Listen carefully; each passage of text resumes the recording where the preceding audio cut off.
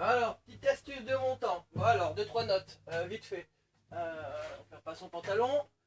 Alors, les montants, pour éviter d'avoir à reprendre le mètre 100 fois, quand j'ai coupé un montant, j'ai 5 chutes. Donc, qu'est-ce que je fais? Qu'est-ce que je fais? Je le présente sur le montant suivant. Et ça me sert de base. Voilà, je prends le montant suivant. Tac, je me prends. Je fais une entaille et je coupe. Voilà. Ça m'évite d'avoir à reprendre 100 fois mon mètre qui se casse la gueule. Ensuite, petite astuce, quand on insère les montants, ce qui se passe souvent, c'est que le monteur il aurait tendance à se casser la gueule tout seul. Donc lorsqu'on l'a coupé, ce qu'on fait tout simplement, c'est qu'on l'écarte avec les doigts en haut, en bas. Du coup, comme il est plus écarté, lorsqu'on va le placer, bon, déjà on ne cherche pas à le placer comme ça au droit, on le rentre en biais.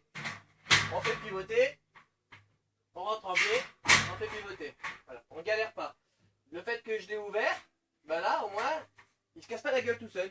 Il a une petite rigidité, il a un petit tout con, mais franchement ça évite bien des galères. Je me suis déjà pris des montants sur la gueule parce qu'un gars il n'avait pas fait ça.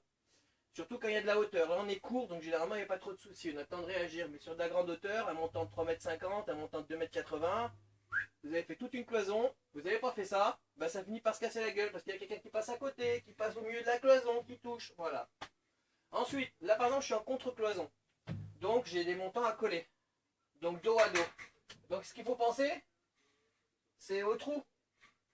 Essayez de faire en sorte que les trous soient en face pour l'électricien, parce qu'après quand on a un passage de gaine, bon là il y a de la marge derrière, mais quand on a un passage de gaine où on est contre le mur, on est serré, lui il va vouloir passer par là, c'est plus facile, donc il faut penser au trou. Donc c'est-à-dire que lorsqu'on va couper les montants, on va essayer de prendre les montants toujours positionnés pareil, quand on fait les coupes, comme ça on n'a pas trop à réfléchir, et comme ça on est sûr que toutes les coupes qu'on va faire, ça sera situé sur la même base, et donc quand on va les placer, et la coupe va être du même côté, donc automatiquement ils vont être axés. Et lorsqu'on les positionne, on n'oublie pas de les mettre au trou. Donc les trous, montant à coller dos à dos, c'est de la contre-cloison. La petite astuce pour ouvrir pour qu'il reste serré. Qu'est-ce qu'il y avait d'autre à penser? Ah oui, la petite coupe qui vous sert de mesure.